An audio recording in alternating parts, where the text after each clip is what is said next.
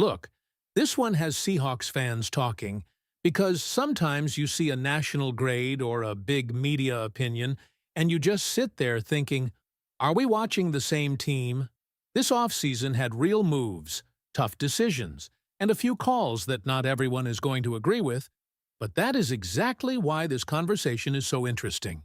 So before we get deep into it, hit that like button and drop your comment below with one simple phrase: Go Hawks! ESPN's off-season grade for the Seattle Seahawks is already creating the kind of reaction that tells you this conversation is not going away quietly. Because when a national outlet looks at everything Seattle did and lands on a B-, that immediately raises a bigger question. Did they actually study the full picture? Or did they only look at the Seahawks from a distance? Because the moment you go move by move, this grade starts to look smaller than the off-season itself. ESPN gave Seattle a B-, and the reaction from inside this discussion is pretty clear. That feels low. Not just a little low. Really low. And the reason is simple. When you break down what the Seahawks actually did, the front office did not just make one splashy decision and call it a day. They locked in major pieces, kept important players, made financial decisions with the future in mind, and allowed certain players to leave when they believed the value no longer matched the long-term plan. The biggest part of this discussion starts with Jaxon Smith-Njigba. His extension is being treated as one of the central moves of the offseason, and there is a strong argument that it should be viewed as an absolute win for Seattle. The number that jumps out is $42, $15 million per year, but the important detail is that the extension does not kick in for another 2 years. That changes the way the deal should be viewed. When those 2 remaining years are factored in, the average becomes much easier to understand. And the comparison made in the material is that Seattle ends up paying him around the same overall range as Garrett Wilson. That matters because the Seahawks did what smart teams try to do: pay a star before the market gets even more expensive. Waiting can feel safer in the moment, but it often costs more later. Seattle moved early, and by the time the later years of the contract arrive, the salary cap could make the deal look far more manageable than it looks today. And if a team truly believes in a player, that timing can become one of the best parts of the move. With Jaxon Smith-Njigba, the belief is obvious. This is a player described as getting better every single year. He is presented as the Offensive Player of the Year for Seattle last season, and in the opinion given in the source material, the best player on the Seahawks. That is not a small statement. That is the kind of statement that explains why the organization would be aggressive. He is not being framed as a headache, not as someone causing distractions, not as someone bringing unnecessary media drama. He is being framed as a star who earned his money, fit the team, and gave Seattle every reason to make sure he remains part of the plan. And that is why the B- grade feels strange. If a team locks up a player, it views as one of its best, does it early, and does it in a way that may look even better down the road. How does that not push the grade higher? Then there is Charles Cross. ESPN reportedly loved that move, and honestly, it is easy to understand why. Cross is described as a Pro Bowl caliber type of player, someone who should be in that conversation every year when he is on the field. The source makes it clear that Seattle is much better when he is available, and that he has held down the left tackle spot at a very high level. The contract number attached to him is massive, $104 million with $75 million guaranteed. At the time, the deal made him the highest-paid non-quarterback mentioned in the discussion. Now, there is one important detail here. The argument made in the source is that this was not really an off-season move in the strictest sense, because it came around the end of the regular season and the beginning of the postseason. But even with that timing issue, the bigger football point still stands. Seattle locked down a star at one of the most important positions on the field. And when you connect that with Abe Lucas being locked down earlier, the picture becomes clearer. The Seahawks did not just randomly spend money. They secured both tackle spots. That is the kind of foundation move that can change the way an offense functions. The material describes the offensive line as taking leaps and bounds, not just small steps. And that matters because everything on offense becomes easier when the edges are protected. Quarterbacks operate better. Receivers have more time to uncover. The run game has more structure. And the entire offense has a better chance to stay on schedule. That is why this offseason is not just about star names. It is about structure. It is about keeping the right players in the right places and making sure the team is not constantly rebuilding the same problem areas. Seattle also made several other moves that deserve attention. Rashid Shaheed being re-signed is framed as a strong decision, especially after the Seahawks made a big trade for him during the season. The deal mentioned is 3 years with $34.7 million guaranteed. If Seattle invested in bringing him in, it makes sense that the front office would follow through and keep him. That is not just about talent. That is about not wasting the move that brought him to Seattle in the first place. Josh Jobe is another name that comes up. He was brought back on a 3-year deal averaging $8 million per year. And the source speaks positively about what he was able to do for the team. This is exactly where national grading can sometimes miss the point. Not every important off-season move looks like a headline. Some of the most valuable moves are the ones that keep useful players in the building, stabilize roles, and allow the coaching staff to build instead of constantly replace. Derek Hall is another major part of the conversation, especially because ESPN's view on Hall versus Boye Mafe appears to be one of the biggest disagreements. ESPN reportedly preferred Boye Mafe over Hall, while the reaction in the material strongly pushes back on that. The point being made is not that Mafe cannot rush the passer. It is that Mafe is described as really good at getting to the quarterback, but only average at stopping the run at best. Hall, on the other hand, is viewed as projecting to be the better all-around player.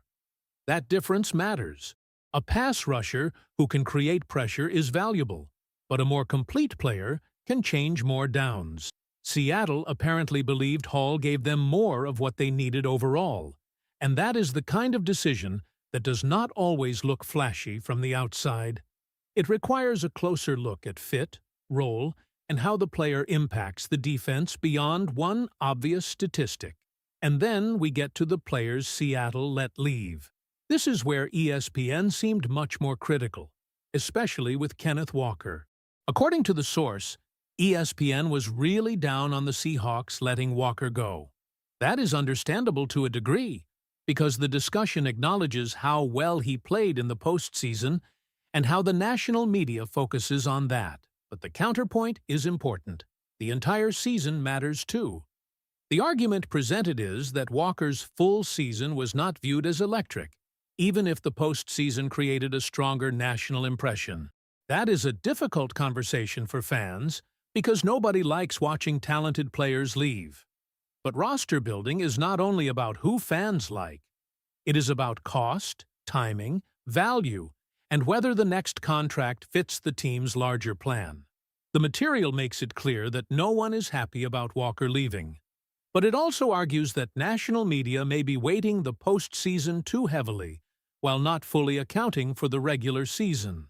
Rick Woolen is also mentioned, and what stands out is that ESPN was apparently not as harsh on Seattle for letting him go as some other major publications. The reason given is that, while Woolen had strong moments, he also played himself off the field a couple of times and made mistakes. That is another example of how the team's internal evaluation might differ from a surface-level view. A player can be talented and still not be someone the team chooses to prioritize at a certain price. Kobe Bryant is brought up briefly too, with some surprise that there were not more complaints connected to him. But again, the central theme remains the same. Seattle made choices. Some were popular, some were questioned. But the argument from the source is that John Schneider had a strong offseason because the Seahawks improved while also saving money. And that is the part that really challenges the B- grade. The claim being made is that the players who walked, from an analytical standpoint, were not as strong as the players Seattle ended up signing or keeping, especially when contract value is considered. In other words, Seattle did not just lose names. Seattle replaced value, protected money, and built a deeper roster in a quieter way. That is why this grade feels disconnected from what Seahawks fans are seeing. ESPN may look at the departures and focus on the recognizable names. But when you study the extensions, the retained players, the financial timing, and the role player decisions, the offseason looks much stronger than a B-. It looks like a front office that knew exactly where it wanted to spend and where it was willing to draw the line. So now the real question goes to Seahawks fans. Do you agree with ESPN giving Seattle a B- for this offseason? Or do you think this team deserved a much higher grade for the way it handled Jaxon Smith-Njigba, Charles Cross, Derek Hall, and the rest of these moves? And that is where this entire discussion becomes bigger than just one letter grade. Because a B- does not simply say, Seattle had a few questionable moves. It suggests that the Seahawks were closer to average than excellent. And based on the information in this off-season breakdown, that is the part that feels hardest to accept. When a team keeps Jaxon Smith-Njigba, rewards Charles Cross, brings back Rashid Shaheed, keeps Josh Jobe, chooses Derek Hall as part of its plan, and still manages the money carefully, that does not sound like a front office guessing its way through July. That sounds like a front office with a clear board, a clear value system, and the confidence to make decisions that might not please every national analyst immediately. And that matters because some off-season wins do not look like wins the day they happen. Sometimes the best moves are the ones fans only fully appreciate later. The quiet signings, the role players, the contracts that look big at first, then look smarter after the market changes. The decisions to let a popular player walk because the team believes the replacement value and the financial flexibility make more sense. Those are not always the moves that create instant applause, but they are the kind of moves that can separate a disciplined front office from one that simply reacts to outside pressure. That is why the John Schneider point stands out so much. The material gives him a lot of credit for this offseason, not because every move was loud, but because many of them were smart. There is a big difference between spending money and building a roster. Seattle did not just throw cash at names. Seattle identified who mattered most, acted early on key contracts, and avoided getting trapped by emotional decisions. That is especially important with the Kenneth Walker conversation. Again, nobody is pretending that losing him is easy. The source makes that clear. But the frustration with ESPN's view comes from the idea that national media can sometimes lock onto a postseason run or one major storyline and allow that to shape the entire evaluation. Walker played well in the postseason. That is acknowledged, but the full season still has to count. The Seahawks had to look at the entire player, the entire year, and the entire financial picture. The same kind of logic applies to Boy Mayfield. ESPN may have preferred him, but the argument made here is that Derek Hall offers more as a complete player. That does not mean Mayfield had no value. It means Seattle had to choose what kind of player best fit what it wanted to do. If the Seahawks believed Hall gave them more against both the pass and the run, then the decision becomes much more understandable than a national grade might suggest. And with Woolen, the conversation is also more complicated than just saying Seattle lost a talented defensive back. The source points out that there were strong moments, but also mistakes and times when he played himself off the field. That is the kind of detail fans who watch every week tend to remember more clearly than analysts looking at the roster from the outside. So when you stack everything together, the B- begins to feel like a grade based on hesitation more than evaluation. ESPN liked some things. They praised the Charles Cross move. They recognized certain re-signings, but they still seem to punish Seattle heavily for departures that the Seahawks may have already calculated were acceptable losses. And that is the key phrase here: acceptable losses. Every team loses players. Every team has to make hard calls. The question is whether those losses break the plan or strengthen it.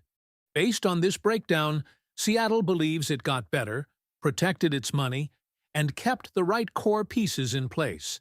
That is why an A grade makes much more sense inside this argument than a B-. The Seahawks did not have a perfect offseason because no offseason is perfect. But they had a clear one. They paid the right stars. They kept useful contributors. They made tough calls on players who left. They trusted their evaluation on Derek Hall. They secured major pieces on the offensive line. And they avoided the kind of panic spending that can create problems later. That is why this ESPN grade feels like something Seahawks fans should challenge. Not because every national opinion has to agree with Seattle, not because every move was automatically flawless, but because the actual details tell a stronger story than the grade does. This was not a sleepy off-season. This was not a confused off-season. This was not a team standing still. This was Seattle making calculated decisions, and whether ESPN sees it now or not, the Seahawks may have done the kind of work that looks even better once the season starts proving which moves actually mattered. Now I want to hear from you. Grade the Seahawks off-season yourself. Was ESPN right with a B-, or did John Schneider and Seattle deserve a much better grade for the way they handled this roster? Drop your thoughts. Hit that like button, subscribe to the channel, and click the video that is on your screen right now, because the latest Seahawks updates firsthand, you are only going to find them right here. Go Hawks!